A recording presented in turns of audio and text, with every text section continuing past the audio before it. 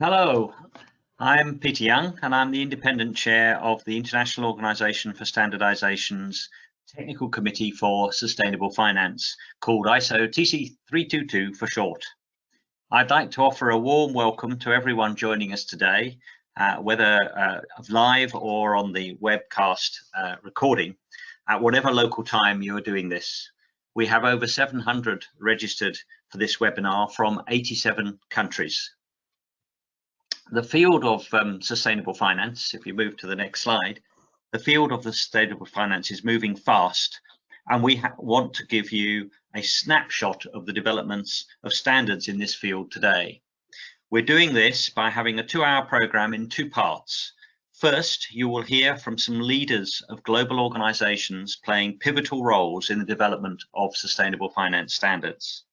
And then we'll have speakers who will focus on the ISO activities, and particularly those ongoing within the work of TC322.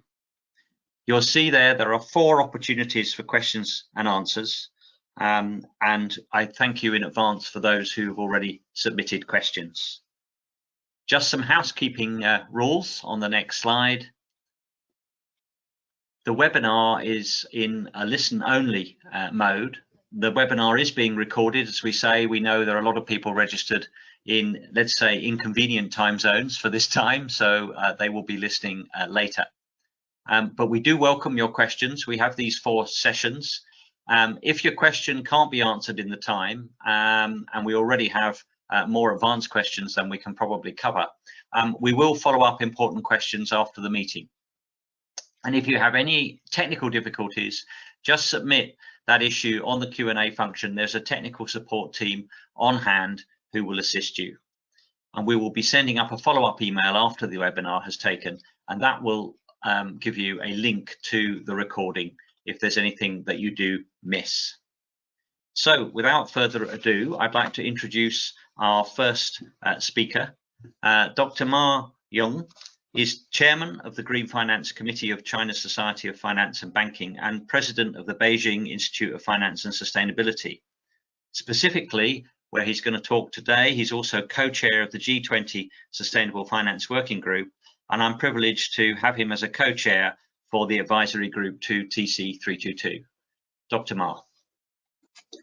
Thank you very much, Peter. Can you hear me okay? Yes.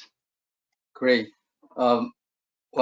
Once again, thanks, Peter, for hosting this very important discussion on ISO and sustainable finance standards. As you introduced, I wear many different hats, but for today's conversation, I'd like to mainly focus on the work of the G20 Sustainable Finance Working Group, which I co-chair together with Sharon Young from US Treasury.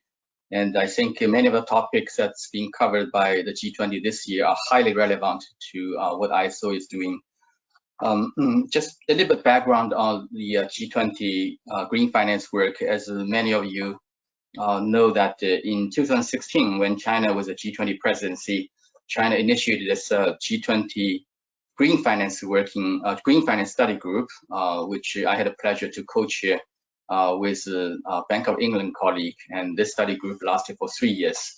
So during the 3 years between 2016 and 2018, the study group successfully formulated this global consensus on the need to scale up green finance globally, and we looked into a range of issues and made a lot of proposals, including the need to green the banking system, green the bond market, green institutional investors, to introduce environmental risk analysis methodologies to the banking and financial system as a whole, and introduce P and VC to the toolbox of green investing, and introducing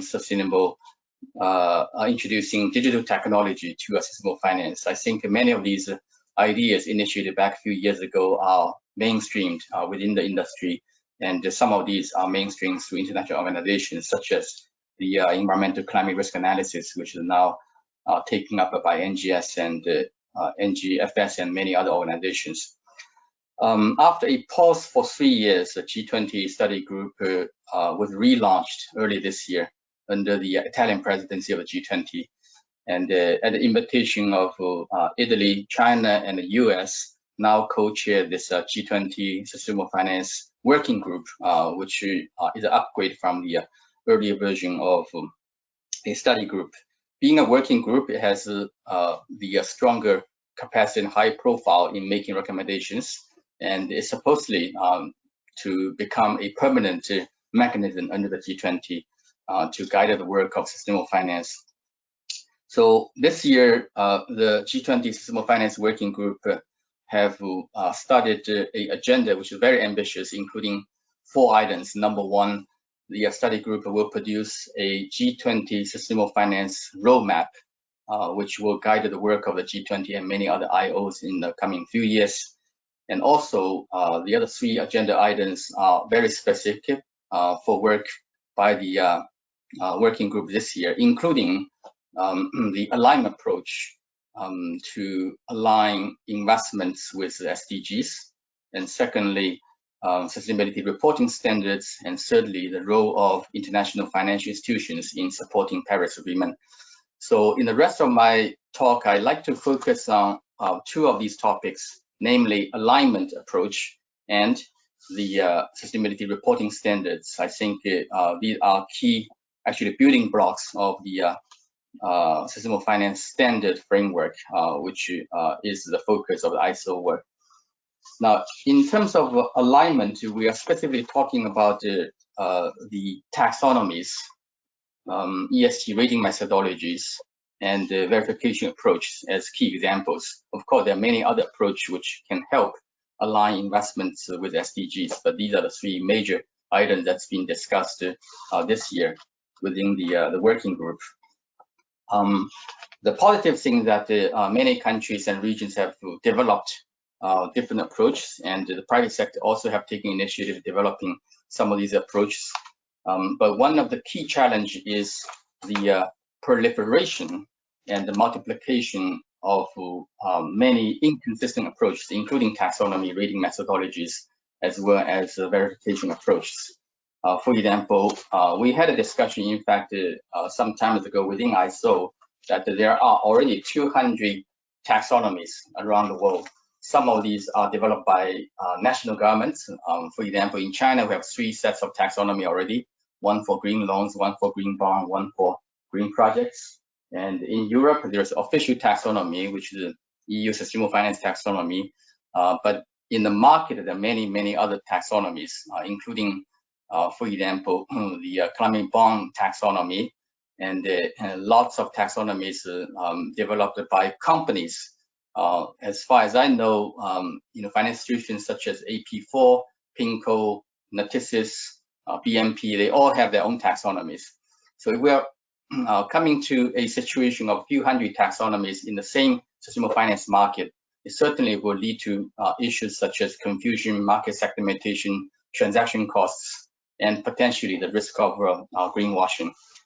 And in the space of ESG rating methodologies, similar situation emerged. There are at least a few dozen companies working on different kind of ESG rating methodologies, and they use different indicators, use different ways to aggregate these indicators, and they use different reporting formats, which lead to a problem of lack of correlation between the ESG rating results.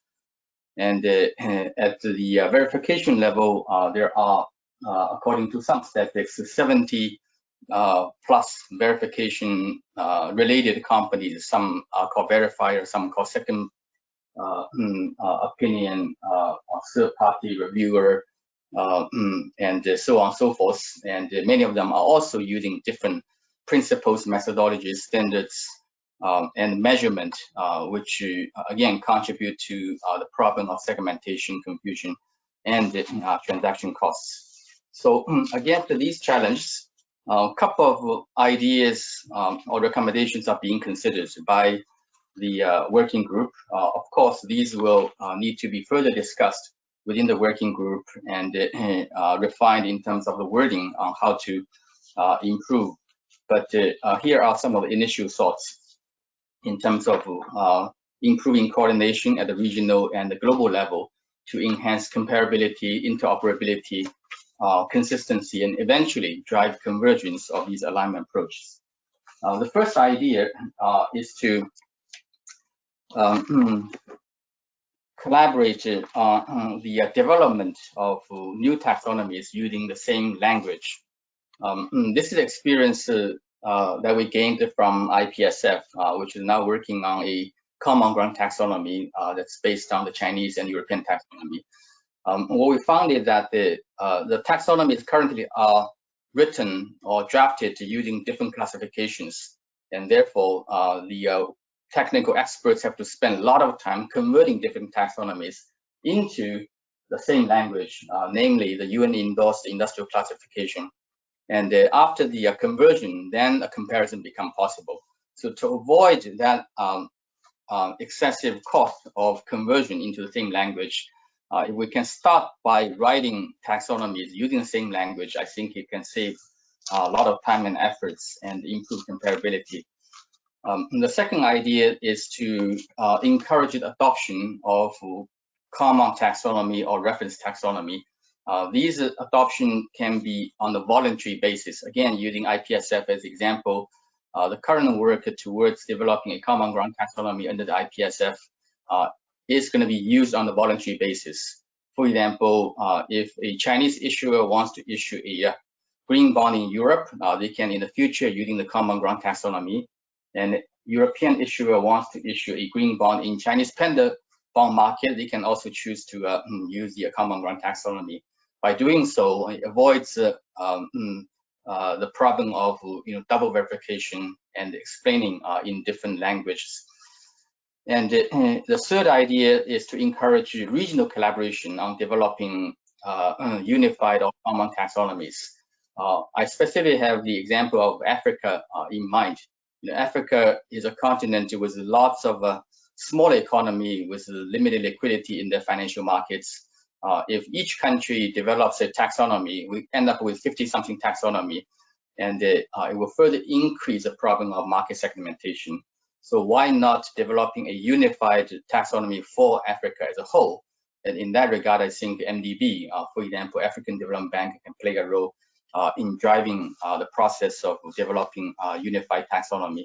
In fact, this is also experience of EU taxonomy. It's a taxonomy that applies to all countries in the EU already, and it's a good one with relatively low cost that's perceived by many participants in the market. I think that experience can be applied and adopted in many other regions. The other thought on improving consistency alignment approach is to encourage voluntary collaboration among ESG rating companies and verifiers to develop a framework for consistent methodology, scoring, including scoring methodology, indicator selection, and presentation schemes, so that the consistency, interoperability will be enhanced, and also transparency of the data, as well as correlation of the data can be improved. That's the first major topic which we discussed in the G20 Sustainable Finance Working Group, and some of the current thoughts that we have developed already. Now let me move on to the second topic of sustainability reporting standards. Again, the current situation is that there are many different standards, different proposals, different initiatives, different principles on how a company or financial institution should report on sustainability-related information. Some countries have adopted mandatory schemes, some adopted semi-mandatory, some have voluntary, some have still very limited or no requirements, and some cover the climate, some cover broad spectrum of non-financial information, and some using certain templates with requirements of specific indicators. Some have no requirements of quantitative disclosure. So it's again a problem very similar to the space of taxonomy. It's a proliferation of different standards, and potentially it leads to a problem of incompleteness, inconsistency, and transaction cost. For example, if a fund manager needs to read many different sustainability-related data from different markets under different schemes. It's going to be very difficult to compare across different markets. And to address this issue, some of the ideas are emerging in the discussion, of course, based on a lot of excellent work from other international organizations, such as IFRS, ISSB, FSB, and so on. And our initial thoughts is to be specific in supporting the work of IFRS in launching the International Sustainability Standard Board with a transparent and inclusive governance structure. Now, on this point, it's important to convince some of the countries that are not fully involved in the initial consultation process. So with a transparent and inclusive governance structure, we can make them more comfortable in future involvement, either directly or indirectly through certain mechanisms. And the other idea is to encourage the ISSB to use what they call a building block approach, so that it can provide flexibility for countries to develop the additional building blocks, starting with the baseline, so that the framework can accommodate the different situations and conditions of different jurisdictions, different markets, and different size of the companies. And thirdly, although we recognize that ISSB is going to work on a climate-focused reporting standard, this is the initial focus, and we believe that this framework will be extended beyond climate over the medium term to cover many other aspects of SDGs, including nature and biodiversity. And also, we recognize the need to enhance capacity for SMEs and emerging markets, as many of these SMEs and company emerging markets still lack capacity, and they view the implementation of stringent reporting standards as a additional cost. So the use of digital technology and enhancing availability of public information, I think, will be necessary to help reduce cost and increase the feasibility of involving SMEs and emerging markets into the global reporting standard framework. That's the quick overview I'd like to give on a few of the issues that's being discussed by the G20 Sustainable Finance Working Group. Just a final remark on how these things relate to the ISO work, especially to TC322. As I said, in the past couple of years, within our internal meeting in the TC322 conversation, I view TC322 as a repository of many different kind of sustainable finance standards. Not necessarily each standard is developed by TC itself. Couple of them, if the TC has the capacity advantage, but the majority of the standards, including taxonomy, verification, impact measurement, disclosure, as well as, I think, in the future, maybe engagement-related standards need to be developed by different organizations. And just to give you a couple of examples, I think some organizations are emerging as key drivers or potential authors of standards. For example, IPSF is already working on common ground taxonomy, and IFRS is driving the ISSB to work on sustainability reporting standards. And we're encouraging ESG rating companies to form probably a consortium to develop a more consistent framework for ESG rating. So all these are potential platform and organizations that ISO should work with, so that we can take that standard developed by these designers into the framework or repository of ISO and express them in a consistent manner for presentation and for implementation. That's all I'd like to say for the moment, Peter. Back to you. Thank you very much, Dr. Ma. That's excellent, and you've anticipated some of the questions that have come in what you've said, which is brilliant. We've just got a couple of minutes. I have got a very open one, and I think just because of your role in these various bodies, it would be just interesting to get your view at the moment as you start developing the G20 roadmap and your other work. What are the key things that come to your mind that are holding back sustainable finance today? I think there are lots of barriers. Some of these are not issue that we can easily resolve, at the international coordination level. But we like to focus on the areas that international coordination can play a major role. For example, improving consistency of taxonomy, rating methodologies, reporting standards. These are the areas where we see most of value added of international coordination, especially at a high level, such as the G20. But of course, there are many other conditions that we need. For example, the government have to put in more incentive and have to make sure that the pricing signal is correct.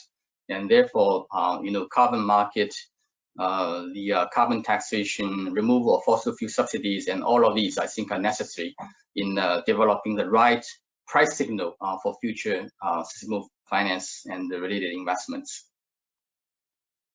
Brilliant, thank you. And then just you mentioned a lot about the standards and the link also with TC322, and your contribution is always welcome in that. And the idea of the repository is something I'll return to in my own presentation. But what's the sort of timing you feel for these international standards? You've shown how important they are to support, for example, the G20 Sustainable Finance Roadmap. What standards do you think are needed to be in place to implement that roadmap? I think we have speakers from IFRS and IPSF very soon, so they will give you probably more a concrete answer. But I'm is co-chairing the IPS working group on taxonomy, so I have a feel that probably in the second half of this year, we will have a first version of the common ground taxonomy based on the Chinese taxonomy and the European, the climate portion of the taxonomy. Of course, it may take another year or so to develop a fuller version of common ground taxonomy. For ISSB work, I think our friends from IFRS will give a more precise timetable, but I think it's coming quite soon, especially on the climate related piece. Brilliant, thank you very much. Looking at the time, we'll move on. Indeed, as you said, we've next got Lee White. He's the Executive Director at the International Financial Reporting Standards, that's the IFRS Foundation. Lee's in charge of the day-to-day operations of the Foundation, the oversight body of the International Accounting Standards Board, and I think he's going to tell us a bit more about these proposals for a new International Sustainability Standards Board. So over to you, Lee. Lovely, thank you very much, Peter. Thank you for the invitation to participate.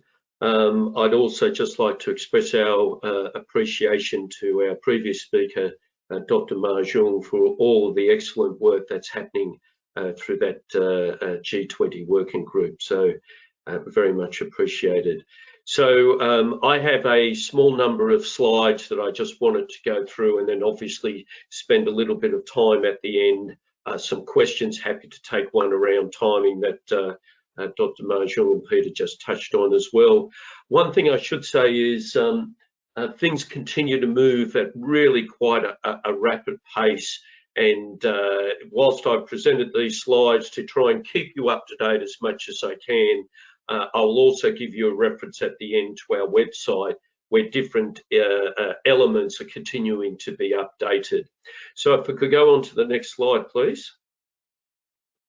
Thank you very much. And this is really trying to set the context of where the IFRS Foundation has come from, and then in later slides where we're at today, and then looking forward.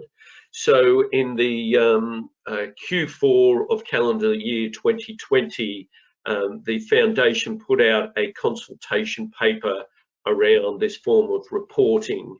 And we set it out in a way with some fairly high-level strategic questions. Is there demand for global sustainability standards? And if so, what is the type of role that the IFRS Foundation could play? And certainly in there was the suggestion of this creation of a board. What we heard back through the responses, and again, all this information is on our website, all publicly available, because we had nearly 600 responses.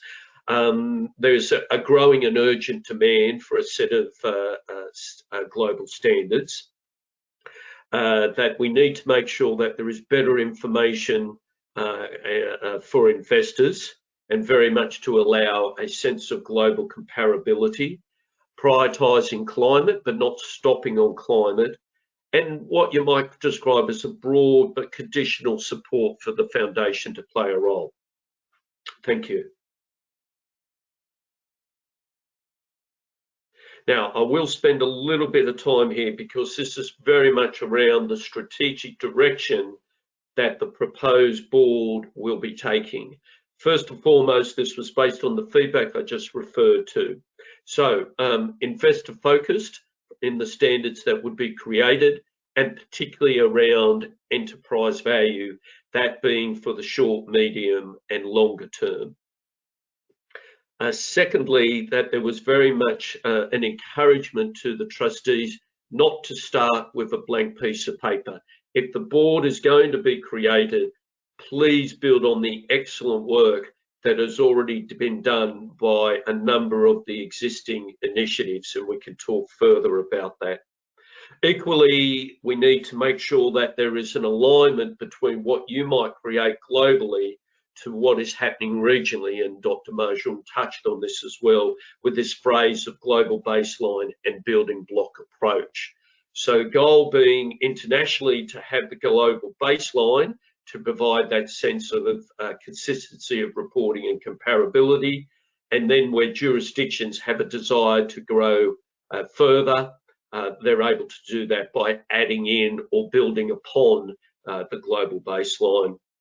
And finally, and to be really clear here, for the proposed board to commence with climate, prioritise climate, but not to only do climate, to look to other aspects of ESG reporting where there would be relevance for investors and also global support. Next slide, please. Now, this slide just gives a greater sense of that element of the baseline.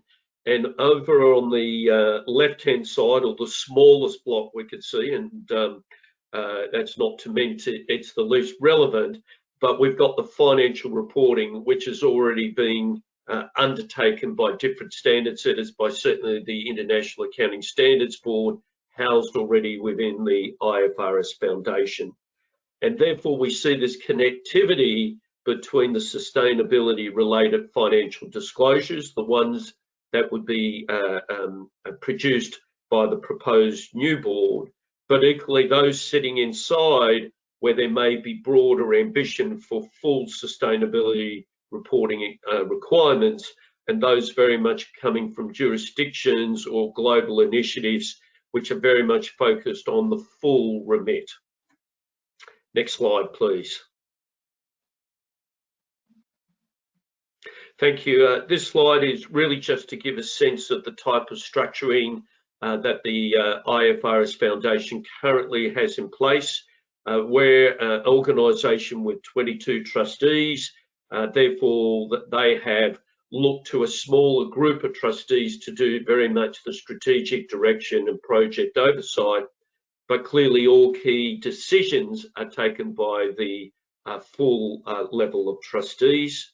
We have two working groups, one dealing with multilateral work, which is preparatory work on sort of the connectivity between the global baseline and jurisdictional requirements. We've got a technical readiness working group, and that's the one that I referred to earlier about building upon the great work that's already been done. And also the trustees have an independent group, the Eminent Persons Group, and they are there to provide the strategic advice and counsel to the trustees as we move through our next steps of process. Thank you. Now, Dr. Mahjong spoke very briefly about our governance arrangements and our organisational structure, and I actually find this quite a useful visual. So starting in the middle there, I've referred a number of times to the Foundation's trustees. They're the ones charged with governance, strategy and oversight. There are 22 of those trustees. They oversight the current work on the left-hand red box of the International Accounting Standards Board, and will, if we set this new board up, and I'll talk a little bit further about next steps, oversight also the work of the International Sustainability Standards Board. Now, sitting above the trustees and providing that level of public accountability is the IFRS Foundation Monitoring Board. And that brings together some really quite key public authorities. It's chaired by IOSCO. We also have members from the US SEC, from the European Commission, the Chinese Ministry of Finance, and the Japanese regulator, the FSA. So a great combination of members to deliver that full remit of public accountability. Thank you. So I mentioned things are moving very much on a daily basis, and by coincidence, this presentation today is actually quite critical in terms of days, as we for the last 3 months have been out consulting on our governance and constitutional changes. So in a way, we had the strategy of Q4 last year consultation. This one that closes today, the 29th of July, actually is getting into the real detail about proposed changes to create the new board. A few bullet points there to give you that sense of the types of topics that are covered in those constitutional changes. And might I say also thank you to ISO and to Peter. I know they've also done a submission to these changes as well. So thank you very much for that involvement. And for anyone interested in the all of the responses that happen, they are all publicly available on our website. If we could go to the next slide, please. Thank you.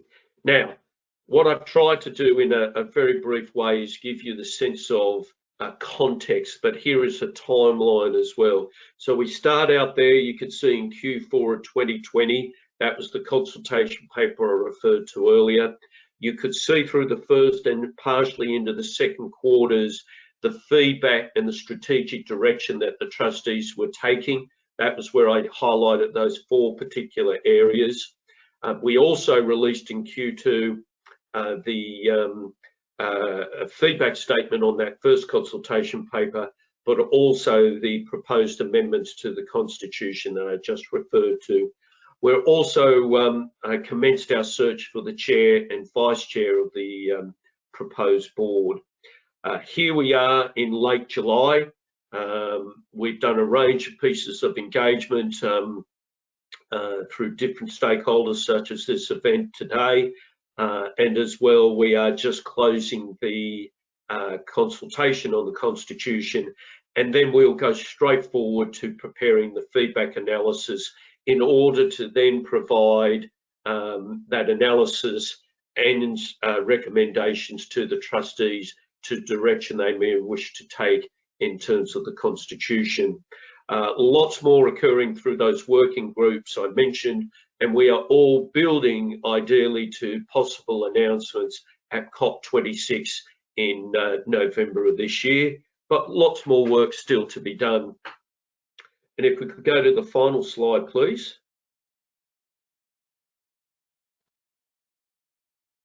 Oh, I thought there was one more. My apologies, but I could still cover that quite easily. If you come onto our website, www.ifrs.org, you can register on there quite easily to register your details and then specify what information you may wish to receive. Very much a slider around sustainability, and you can be continued to be updated. And so, for example, last night on our website, we released the latest public notes arising from our trustee meeting on Monday of this week.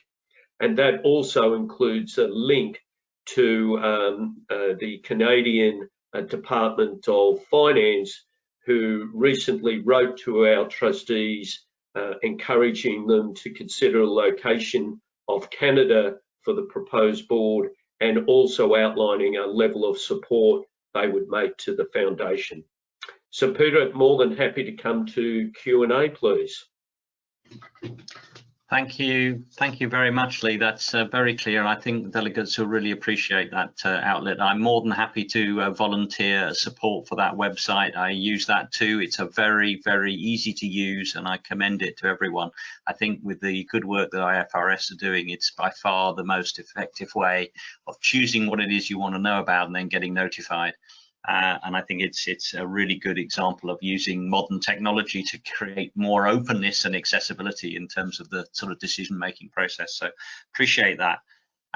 We got time probably just for a couple, as a few questions come in. I'm going to turn to this one. You mentioned around the technical readiness working group, which is a great idea to sort of take advantage. I just wondered whether there's anything emerging from perhaps their thinking about how accounting standards can be best integrated with the management and performance standards that are in existence.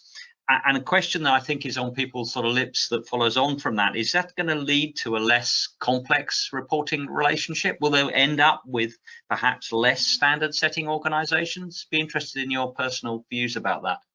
Let me touch on the last element of your question first, Peter, and then happy to come back. Certainly the trustees, in setting out the desire to create the board, one of the key requirements for success was to see some form of consolidation and less complexity in this space. And that's because there's been many organisations all doing very good work, but with slightly different stakeholder focus. So that goal needs to be satisfied before we would go finally to setting up the new board. Discussions are well underway in order to see how we can do that. And I've got to say, there's been a wonderful spirit of engagement between all of those organisations who are part of the TRWG. The first element was really, I think, a bit more around the interconnectedness between accounting or financial reporting and perhaps what may come through as new standards in this sustainability area. And I've got to say, it's very early stages, but my goodness, it's exciting to hear some of those around those discussions and thinking about how that interconnectedness might take. And for those who might be a little bit like myself as an accountant, or a bit more interested in the financial reporting aspect, just take a topic like intangibles. Intangibles will feature in financial reporting and also feature very much perhaps in the work of the new board. And then the question is, how does that actually, where's the demarcation or where's the lines drawn? And that's something we would need to work through. But I think the benefit then is for a much better explanation coming whichever way it does around that topic of intangibles. So watch this space is probably the best way to say that, Peter.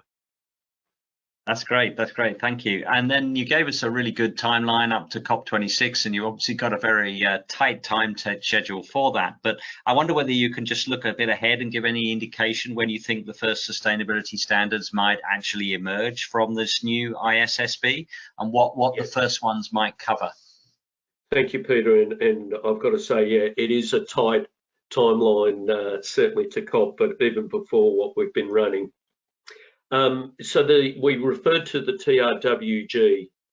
Part of their work is around a climate-related disclosure, a prototype.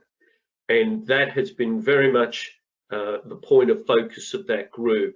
And ideally, and I've got to be careful here because I'm part of the foundation, I'm not part of the new board, and we will have decisions being taken by the new board, but all things being equal, that prototype, when we present it to the new board, perhaps at COP26, will actually form the basis perhaps of a very good exposure draft and then ultimately onto a standard. I get a lot of questions about that timing, so I'm glad that's come through from those listening and engaging today. I think as best we could see it at this stage, it would be a mid-June 2022, perhaps, where that standard could be available, but perhaps even it might be into the Q3 of 2022. I think then the board also concurrently has to turn its attention to where its other priorities lie, and that would happen normally through an agenda consultation, which I suspect would start in early 2022. And then they've also got to think about how to do some provisional, transitional work where perhaps the board may want to go into other areas of the ESG, but haven't done that as yet. But perhaps some of those members of TRWG have already, and so we might have a look at how to use that work already. So hopefully that gives you a little bit of sense, but let me reassure everyone here, if the trustees are very much strong on making sure that key message of growing and urgent demand is responded to as swiftly as we can. Brilliant. Thank you, Lee. And I think, you know, we all in the ISO, speaking for the ISO community, we look forward to the really productive sort of discussions to date and continuing on that, because I think we all join in a global endeavor here, and there's plenty to do. We've all got plenty to do. We needn't worry about running out of what each has to do. We just have to work together. Thank you very much for joining us today. We'll have to move on now. Bye-bye to Lee. So I'd like to introduce our next speaker is Sonja GIBBS. She's Managing Director and Head of Sustainable Finance at the Institute of International Finance, which is based in Washington. So quite sensibly, she has opted to record her contribution today to avoid a very, very early start. Sonja leads the IIF's work on sustainable finance and sovereign debt policy, and her policy work includes the outreach and liaison with the G20, the multilaterals, global regulators and standard setters, as well as the central banks and supervisors network for greening the financial system, the NGFS, as you've heard before. So we're now going to hear from Sonja. Hello, everybody, and thank you for inviting me to join you at this very timely ISO event on acceleration toward the United Nations Sustainable Development Goals and Net Zero. I'm Sonja GIBBS. I'm Managing Director and Head of Sustainable Finance for the Institute of International Finance, or IIF, here in Washington, D.C. Just for anyone who's not familiar, the IIF is a global think tank and association of financial firms, over 450 members in 75 countries. That's banks, insurers, asset managers, pension funds, sovereign wealth funds, and so on. We work with the policymakers, regulators, and standard setters around the world to promote strong and meaningful public-private sector dialogue informed by solid research and policy analysis. It is a real honor to speak alongside Ma Jun and Lee White today, and I'll try to give you a sense of what we're hearing both from our private sector members around the world and from the policy and regulatory community as they seek to chart course for the global financial sector. The IIF advocates for the efficient functioning of capital markets, for sound policies that support stable and sustainable capital flows, and especially to emerging markets. And this, is really important in the context of reorienting capital flows, private capital flows toward sustainable development goals. And with over half of the IIF membership from emerging markets, sovereign debt policy, so that is to say, sound debt management, good investor relations, credible institutions, and governance, that's a big part of our work. And it's all related to sort of ESG and sustainability considerations. So in many ways, I do think the fields of sustainable finance and emerging market finance are increasingly crossing over. So the greening of the emerging market debt space is bringing together practitioners across a number of disciplines, whether that's infrastructure finance, debt sustainability, addressing climate and ESG risks in emerging markets. So earlier speakers have highlighted the need for a just transition, figuring out how to make this happen in the context of low-income, climate-vulnerable emerging market economies is going to be one of the biggest challenges we face in our lifetimes. So in that context, I think really one of the most promising trends we've seen over the past few years has been the remarkable increase in private sector climate commitments, which has really accelerated in 2021 with new voluntary coalitions, the Glasgow Financial Alliance for Net Zero, or GFANZ. These commitments, importantly, are both to net zero emissions targets and to billions of dollars in climate finance. That's going to be essential for the just transition to have these climate finance flows. On the climate finance front, it's just worth noting that a rough tally of the commitments made by global banks to date are now approaching $7 trillion, and that the sustainable debt universe across all asset classes that underpins these commitments is now getting close to $3 trillion. We expect it to reach that this year. So assessing and measuring and reporting progress on these commitments is going to require all of the data, metrics, and analysis we can get our hands on. And that's one reason why the work of the ISO is in this area is so important. The official sector too has of course been incredibly busy. China has pledged to be carbon neutral by 2060, new net zero plans from Japan, the US, many other countries this year, Europe's ambitious new sustainable finance framework, the growing US presence in global climate discussions under the Biden administration, the recent Venice Climate Conference and the broader activities of the G20 Sustainable Finance Working Group, and of course, COP26 in Glasgow later this year. And this ramping up in activity is exactly what's needed to galvanize climate action on the international scale, but achieving a sustainable global economy and getting anywhere near the Sustainable Development Goals, there are still a number of challenges and obstacles.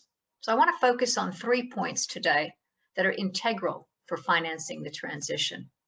First, the challenges in achieving Sustainable Development Goals, which are exacerbated by debt strains, growing debt strains for many emerging markets and low-income countries. Second, the importance of an enabling and supportive regulatory and policy environment for private capital with strong international coordination and alignment. And lastly, the key role that global capital markets need to play in financing the transition to a sustainable economy. So let me start with the challenges in meeting Sustainable Development Goals. As you know, many low-income countries remain far off target for the Sustainable Development Goals, and a key reason, of course, is difficulty in sourcing the investment needed for fundamental priorities like climate resilient infrastructure. Success over the next decade is going to require addressing an SDG financing gap of $5 to $7 trillion per year, with emerging markets and low-income countries making up over $2.5 trillion of that total. Unfortunately, cross-border climate finance flows to emerging markets are still far short of what's needed to address this gap. Official bilateral and multilateral creditors continue to be the main source of external financing for climate-related projects in emerging markets. Cross-border private flows are still quite limited, and this has to change. Neither public nor private sector finance can meet the challenge alone, so there has to be a greater crossover, greater blending, greater public-private sector partnerships in this area. And more broadly, the private sector accounts for only about a third of current SDG-related investment in emerging markets, but over 70% in mature markets. So if private sector investment stays this low toward emerging markets, the public sector would still have to make up a huge part of this shortfall. And that, of course, is very challenging with private sector budgets under strain as well. So in sum, we need to find better ways to ensure that emerging and developing economies have a stable supply of sustainable capital. And this means incentivizing private investment, building public-private partnerships, and catalytic finance, but also making sure that there are sound policies and a hospitable and favorable investment environment in emerging markets themselves. And what that translates to, of course, is a greater focus on ESG considerations and a sizable build out of ESG markets. So in tandem with this, to my second point, is the need for an enabling policy and regulatory environment. So progress on key regulatory and policy issues would really bolster efforts to scale up sustainable investment, including better international alignment in areas like climate risk assessment and approaches to scenario analysis and stress testing, taxonomies, global disclosure standards, and improvements to governance, the legal framework, and transparency in emerging economies.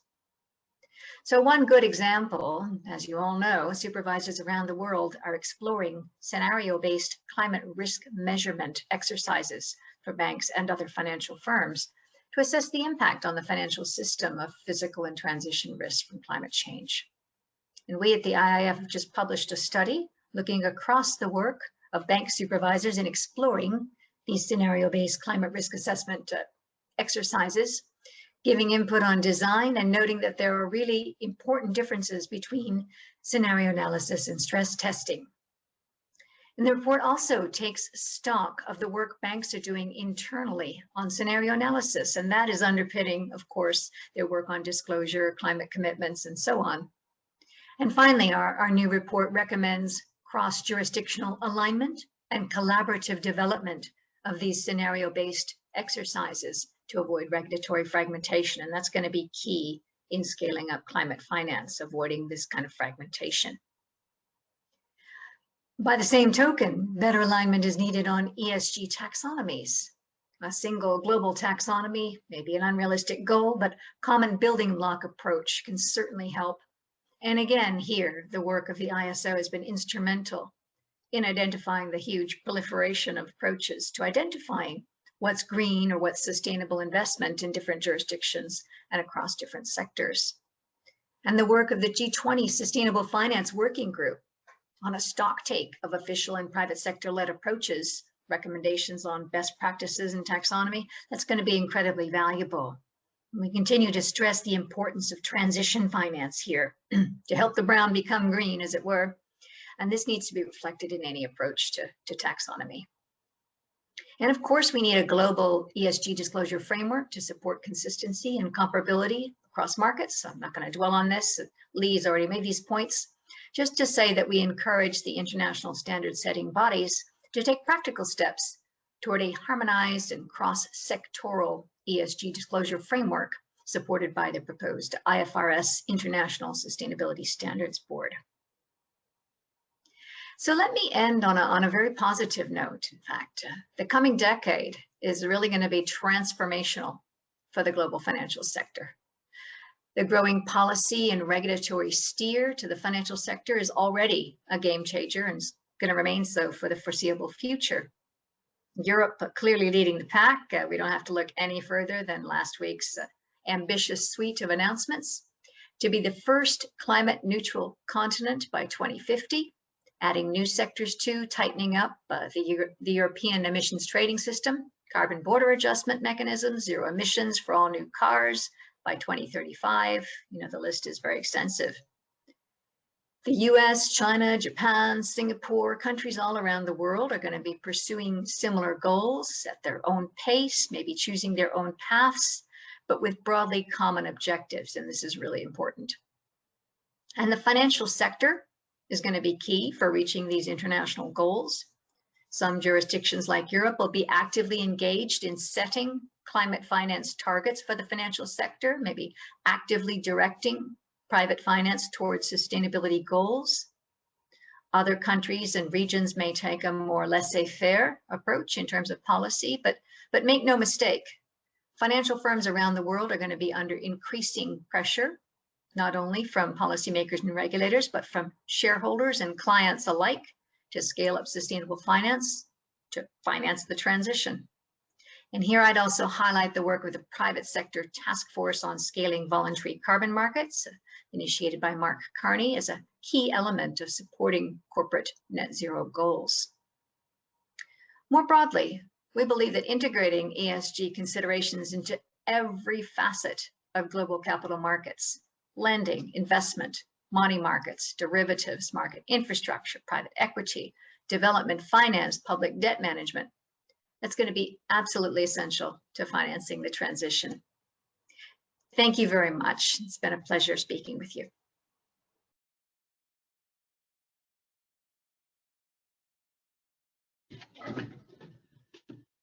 Well, thank you to Sonja. Obviously, she's not with us, so I see that you're posting questions and she has offered to answer those afterwards. As I say, we're not able to answer all the questions that are coming in, I'm afraid, but those that are unanswered, including any for Sonja specifically, we're happy to take forward with her.